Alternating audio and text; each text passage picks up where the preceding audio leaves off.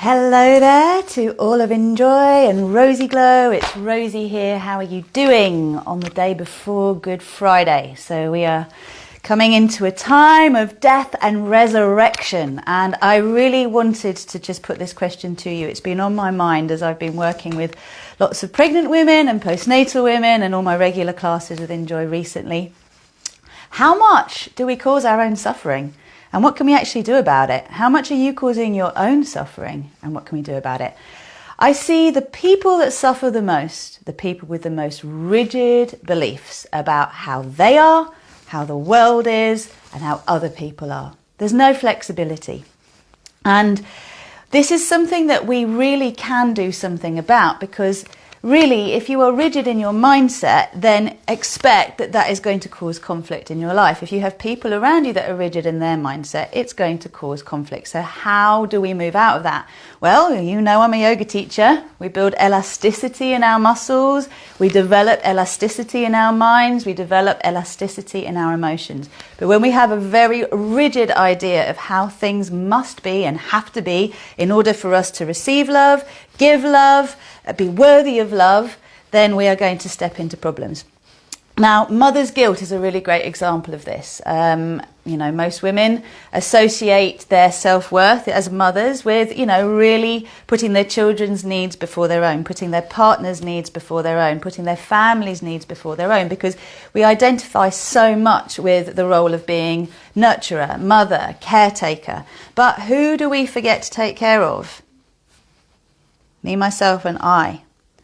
You are the last person on the list. I am the last person on the list. Everyone else's needs are more important than mine. Now, that's fine when we have newborn babies that we know can't survive without us, and actually we're programmed to be able to give even when we don't feel like we've got anything to give. But there comes a point when this is really out of balance, and I'll tell you one thing. The idea that a woman's worth is tied in with service to others or giving to others before actually having given to ourselves is really dangerous. Okay, so what you want to be looking at here is for yourself how you can actually give to yourself and what that actually means and why you have an issue with giving to yourself. What does that mean? Does it mean you fear that perhaps you had a belief instilled in you as a child that you are selfish and you only think of yourself and you don't think about other people, and this is a bad thing?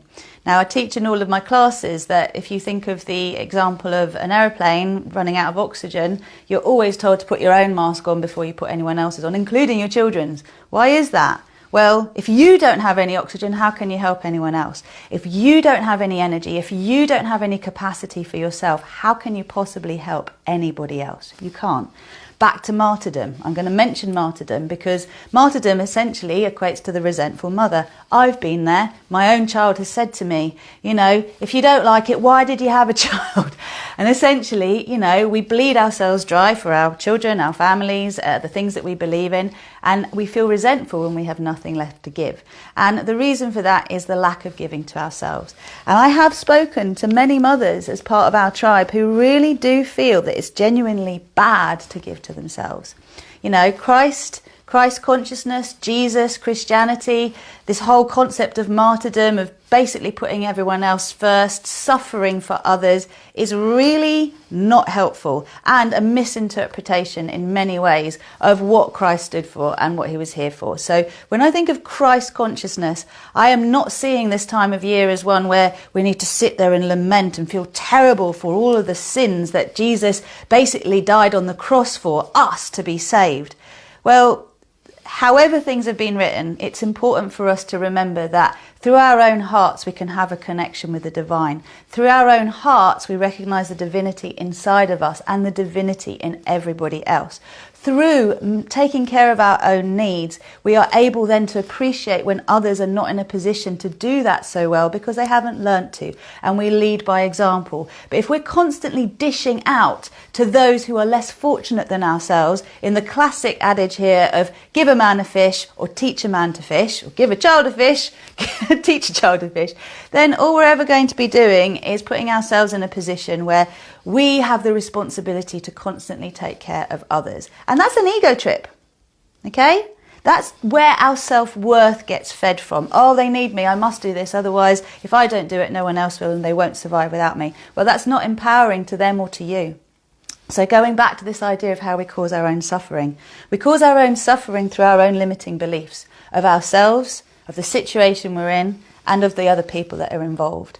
If you're looking at yourself in a way where you do not see yourself in your best light, where you don't see that you are always seeking to do the best that you can, and you're hiding aspects of your being that you don't want to face because you're ashamed to face them. Guilt, blame, shame, the conditioning we received as a child. Often when our parents shout at us, when they're angry, they say things that go deep. I know I've said things to my child I regret. I definitely know my parents have said things to me that they have regretted, but they still go deep. What do we do about it? Well, it's our job to clear them, because if we don't, they really shape our perception of ourselves, and we're constantly trying to make out we're something other than what we truly think we are deep down because we've taken those beliefs on. And it also colours the way we see everyone else. If you don't trust yourself, how can you trust anyone else? If you don't love yourself, how can you genuinely love anyone else? If you don't care for yourself and value yourself, how can you genuinely care for and love anyone else? You can't. Okay? It's false. Because you totally tie in with this idea that how other people feel about you determines your worth, determines what you deserve. And all of that, I'm afraid, is utter bollocks. So, if you want to change things around, then it really does start with you being willing to take an inventory of yourself. It is an opportunity for you to look at everything, both in your inner world and your outer world. So how you perceive everything in life, whether it's religion, politics, health, the state of the world, diet, nutrition, how to bring your children up, how to be loving in relationships. All of these things deserve to be looked at again, with an understanding that we have been conditioned to see things a certain way. And when you remove these filters of perception, the ones that are there to control, to dominate, to make us feel small and victims, then you start to see who you truly are. Then we get connected to this inner presence, this Christ light, the inner God we all are, the creator God. And this is so challenging for people because we don't want to take responsibility. We don't want to feel that actually we have more power than we realise. I see this when women who are traumatised from birth. I see them stuck in victim consciousness. I see them stuck in the trauma that they were in, that they experienced, that they don't have an avenue to step out of. And part of this is it feeds into the programming of their past, that they truly are victims, that they truly are helpless, that they truly are powerless. I've been that woman, so there's no judgment, okay? But in the end, it's not going to help you to feel happy. So it's important to remember whatever experiences you have in your life, whatever painful experiences you have in your life, whatever beautiful experiences you have in your life, you've called them in on some level. You've called them in for your soul to evolve. You've called them in on the basis that you can actually see, wow, I'm capable of this darkness and I'm capable of this light. What do I want to feed? What do I want to lead the way in my life? And this is where I come in. For those of you who don't know who I am, I'm the founder of Enjoy Yoga.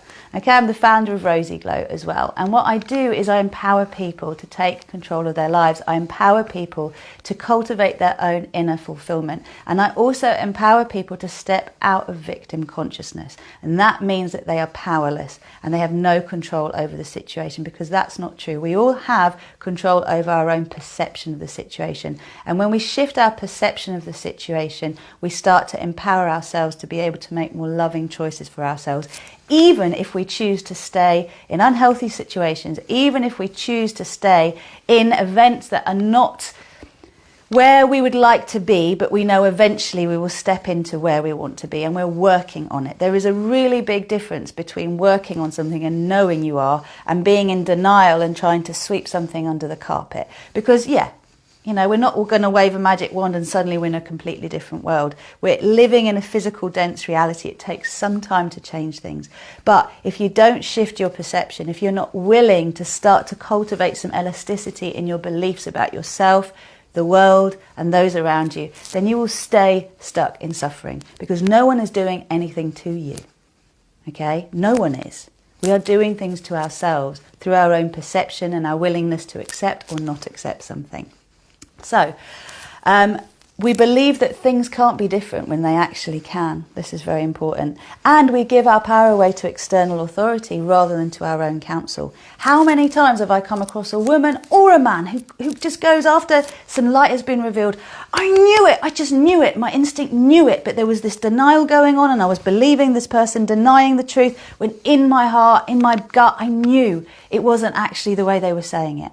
So how many times are you going to need to have that experience before you start trusting your gut? How many times are you going to have that experience before you start trusting your own counsel? And also remember that you need to be in alignment. You need to be balanced in yourself, because you might have a sense of something, but you may also be blowing it completely out of proportion. So my offering to you at the moment is a plea to be selfish. Okay, it is a plea to start to cultivate an awareness of what you feel you need in any moment in order to feel safe, in order to feel well, in order to feel heard. What would it mean for you to have your needs met in any moment? What does that look like? If you're not getting heard, if you're not getting seen, if you're not getting the responses that you want from life, then it is really important to remember that you're not showing up for yourself. And what is happening is the outer world is reflecting your inner world. And I'm here to help you with that, okay? So for any of you who are on the fence, and you are ready to start to make a change in your life, but you actually do feel you need someone to hold your hand and show you the ropes and how to actually go about moving from victim consciousness, moving from the control paradigm that says things are out of my control, into a place where you start to co-create your reality. You empower yourself to be a multidimensional being of love and light, which I go into in my work. And you empower yourself to start to shape your reality as you want it to be by taking responsibility for yourself. Then I'm right here to help you. Okay, what I suggest you do if you're looking at this on Enjoy is you head on over to RozyGlow.com, have a look at what I do, subscribe to RozyGlow, and also head on to the Facebook page and like the RozyGlow Facebook page and YouTube channel, because there's loads of free information that I offer you through those mediums. Often it's video or audio based. But if you know you are ready to do something more, if you know you are ready to commit to 3 months to change your life completely, and I have testimonial after testimonial to show you that this is a really beautiful and very committed path that will support you to thrive and to really shift your life. And you know, the 3 months is the training ground. What happens afterwards is so amazing. And I love getting the testimonials for people who did my courses and coaching a couple of years ago and seeing where they've actually got to.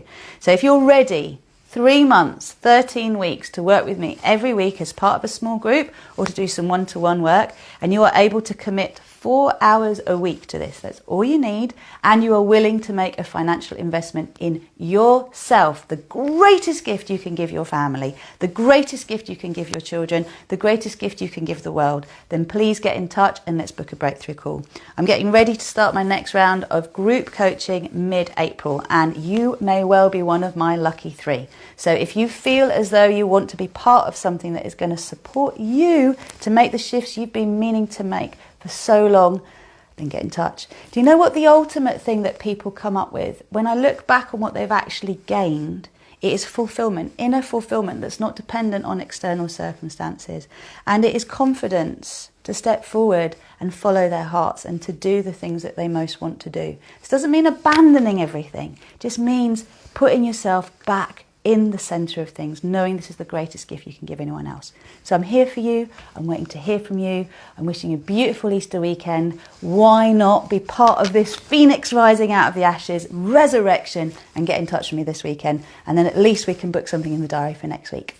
Looking forward to hearing from you. So much love. I really want you to step out of being in suffering into empowerment, and that is my gift to you. Namaste.